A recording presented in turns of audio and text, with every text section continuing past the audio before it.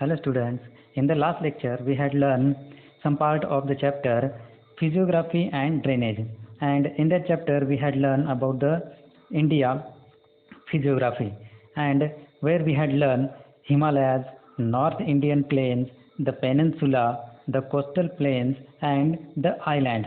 After that we had learned about the Brazil physiography, and where we had learned a highland. Now today we are going to learn the next part of this chapter, and the next point of the chapter is the great escarpment. Then, do you know what is meant by the escarpment? Then now listen carefully. I have a picture and I am showing the picture of the great escarpment. This is the picture of escarpment. तो ये एक्सकार्पमेंट की picture है जो Brazil में है।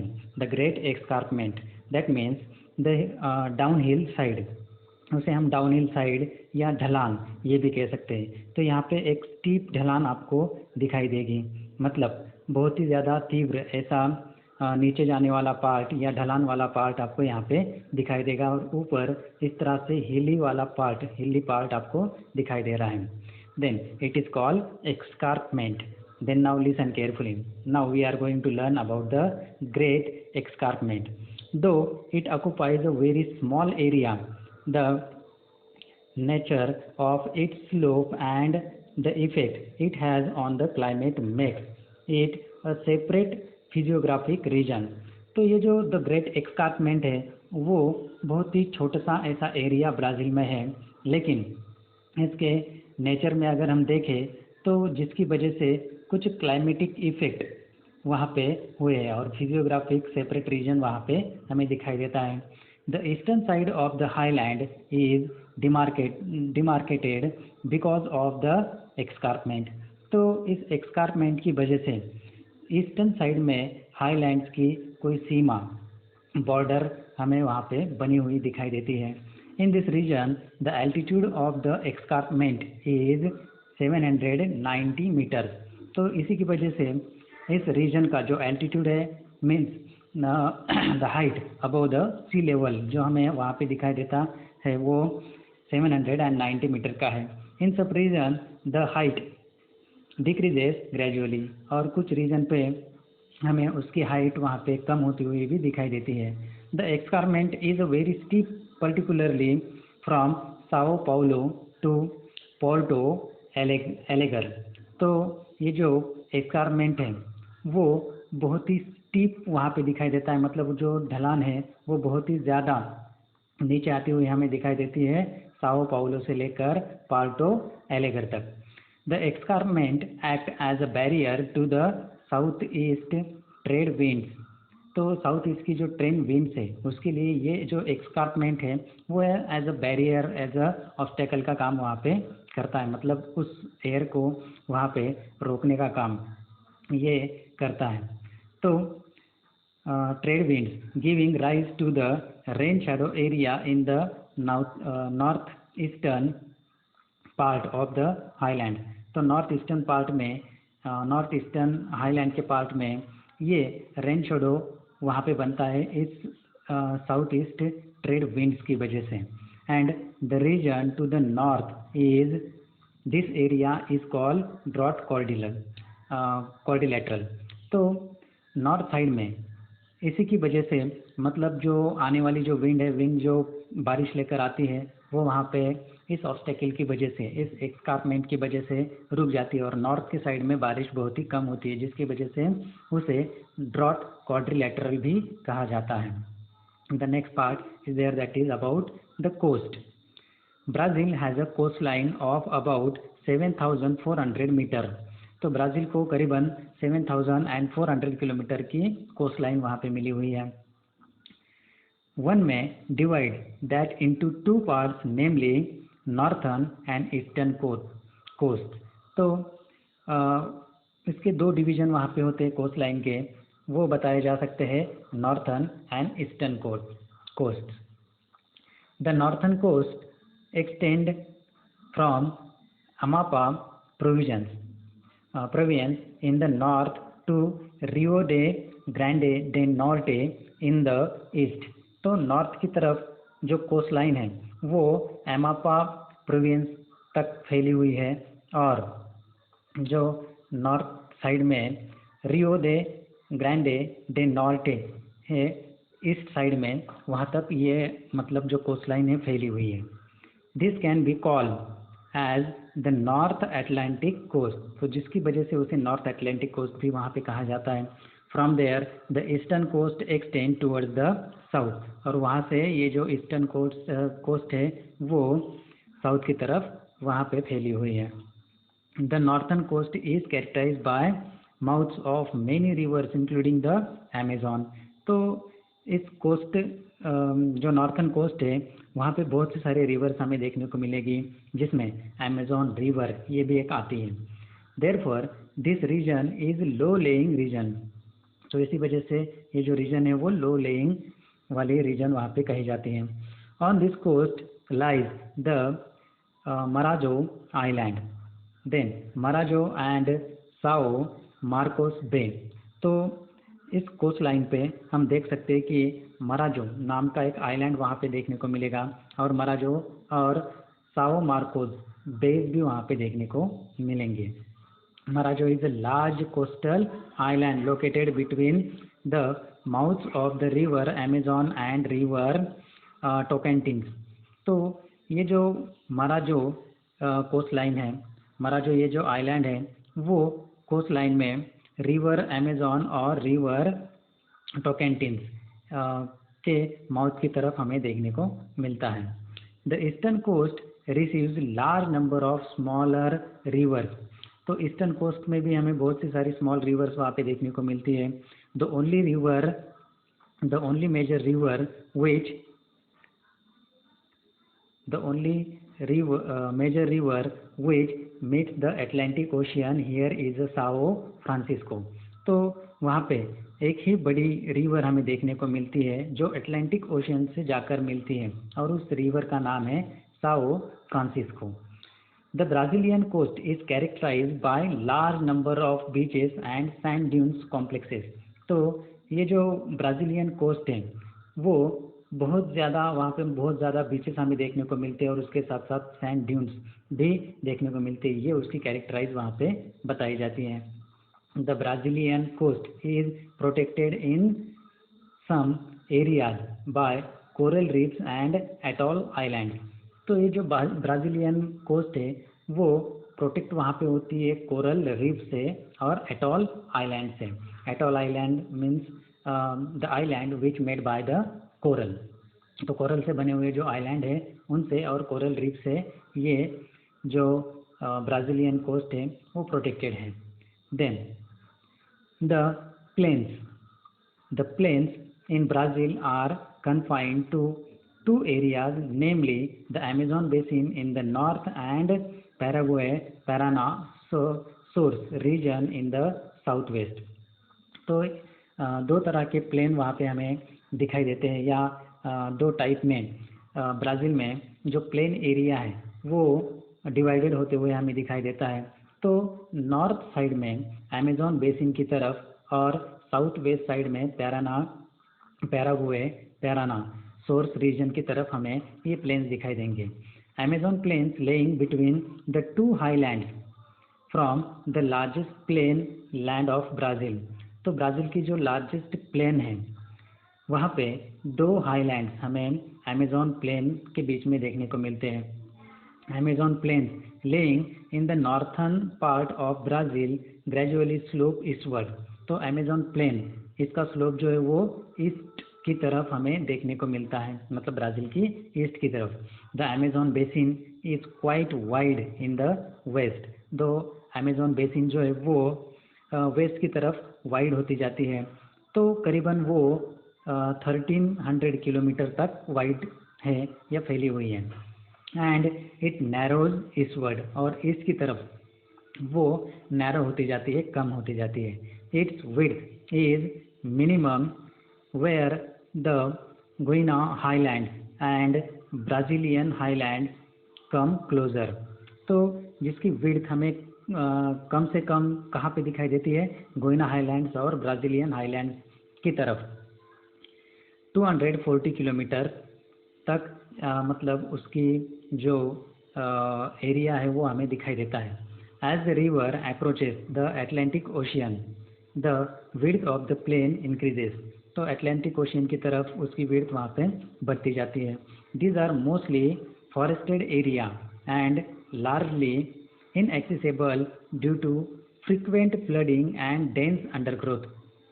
तो यहाँ का जो एरिया है वो ज़्यादा से ज़्यादा फॉरेस्ट वाला एरिया हमें दिखाई देता है और बहुत सा सारा एरिया जो है वो मतलब वहाँ पे फ्रिक्वेंटली बार बार आने वाले जो फ्लड हैं जिन्होंने वो एक्वायर करके रखा है या एक्सेसिबल है, जहाँ पे हम बहुत ही डेंस ऐसे फॉरेस्ट एंड या अंडरग्रोथ भी देख सकते हैं.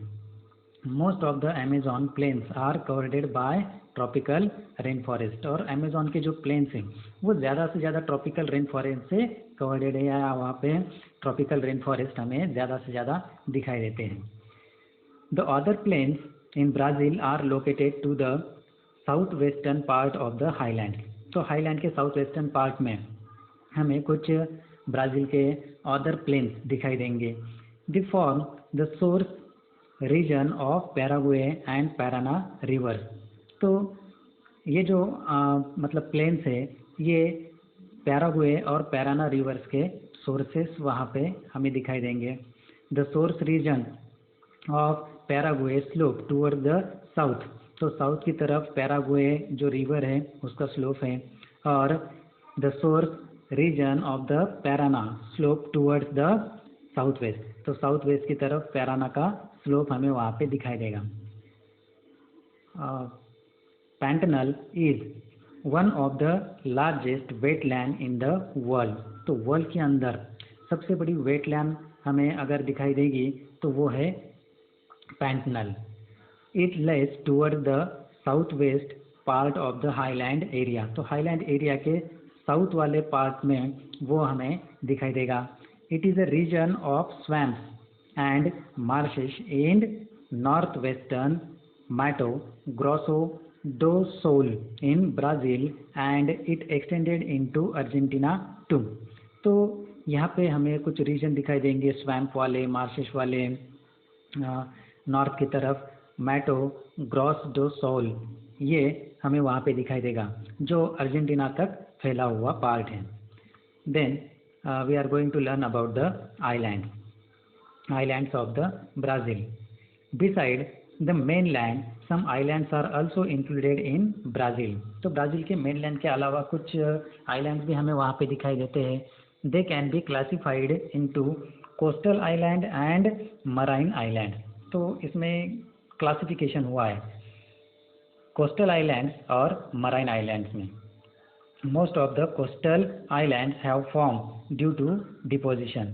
तो बहुत से सारे जो कोस्टल आइलैंड है वो किस तरह से बने हुए, डिपोजिशन की वजह से बने हुए, सेडिमेंट के डिपोजिशन की वजह से ये बने हुए हैं. Marine islands were part of the mainland. तो मराइन आइलैंड्स ये मेनलैंड के ही पार्ट वहाँ पे बताए जाते हैं. They are more than 300 kilometres away from the mainland in the Atlantic ocean.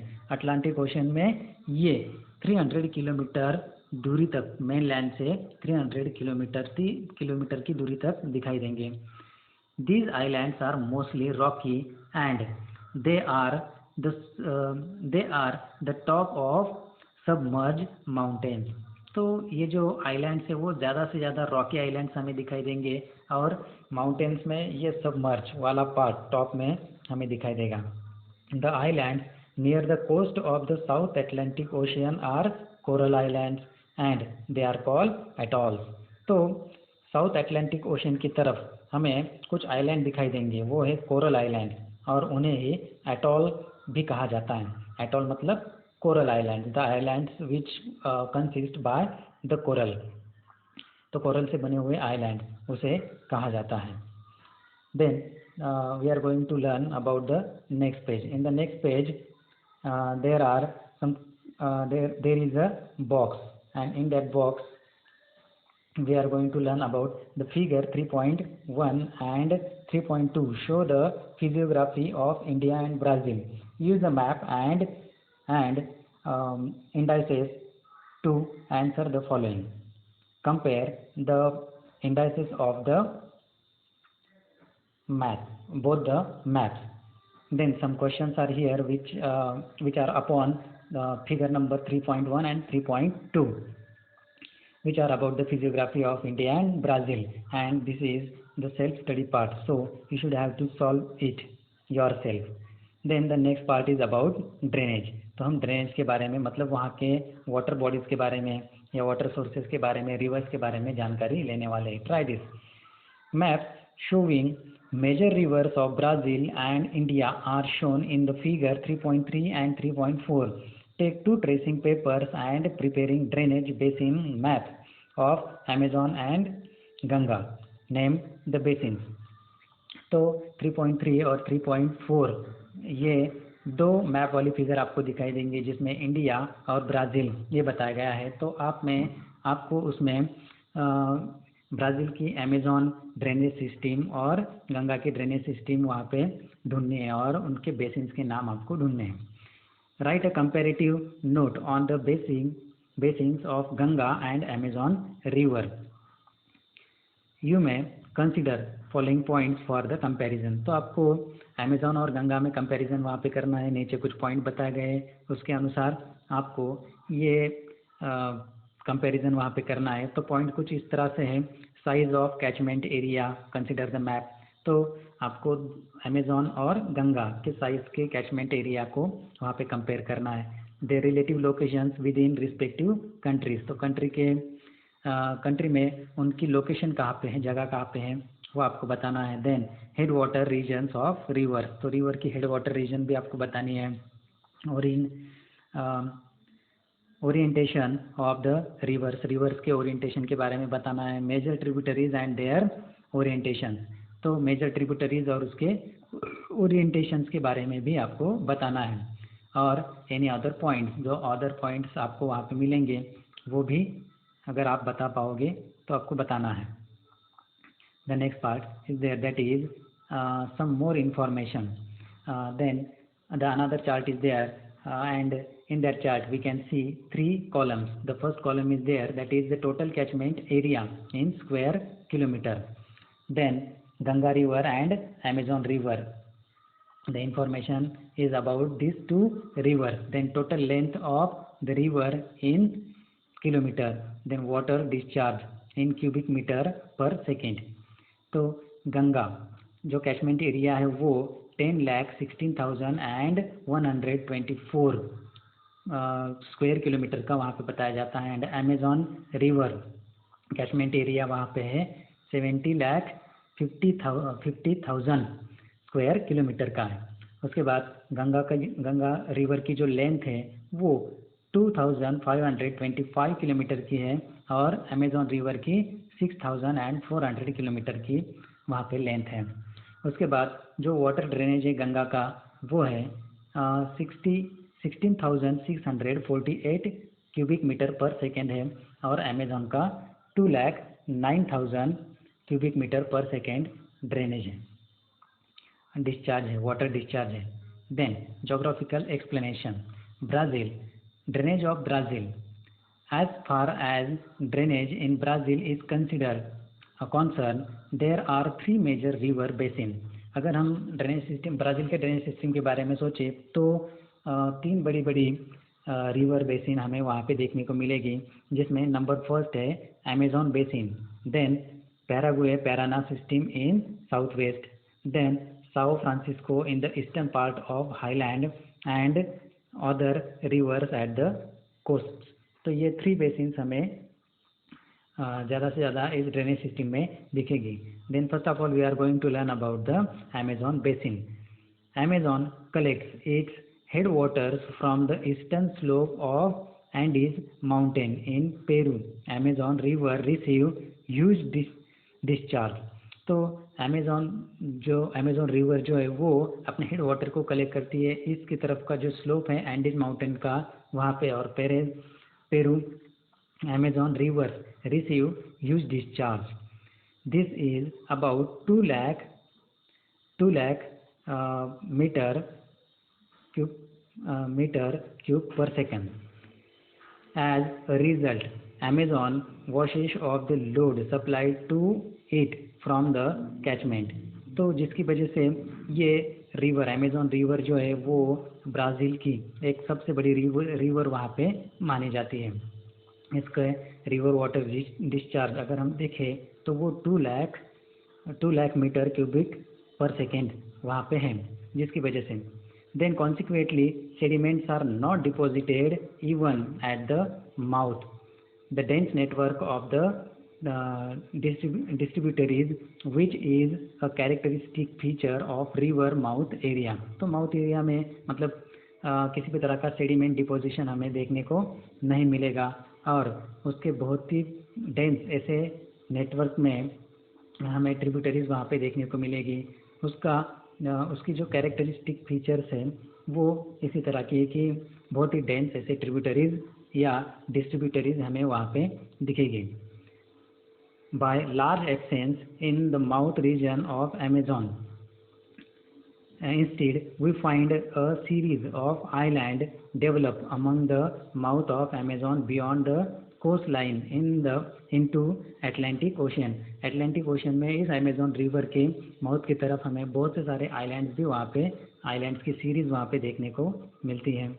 It will be interesting to note that the width of Amazon Canal is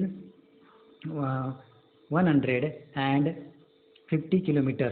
Take into consideration the place which is 150 kilometers away from your home, you will get an idea of the width। तो ये जो Amazon river की mouth वाला part है वो कितना फैला हुआ है, तो वो 150 किलोमीटर दूर तक फैला हुआ है। अगर हमें वो कंसीडर करना है तो हमारे घर से हम 150 किलोमीटर दूर तक के एरिया को अगर देखें तो हमें ये समझ में आएगा। तो 150 किलोमीटर्स मतलब अगर हम यहाँ से मतलब देवड़ा जो टॉल है वहाँ से लेकर नासिक तक जाते हैं तो करीबन वो 80 किलोमीटर आता है और उससे आगे हमें 70 किलोमीटर तक जाना होगा। मतलब इतने दूर तक अगर हम जाते हैं तो हमें समझ में आएगा कि ये जो अमेजॉन रिवर का कैनल है उसका जो माउथ है उसकी विड्थ कितनी है। Most of the course of the Amazon river is suitable for navigation. तो ये जो अमेजॉन रिवर है उसके नेविगेशन जो है वो हमें इस तरह से वहाँ पे देखने को मिलेगा। Okay, the next part we will see in the next lecture. Bye.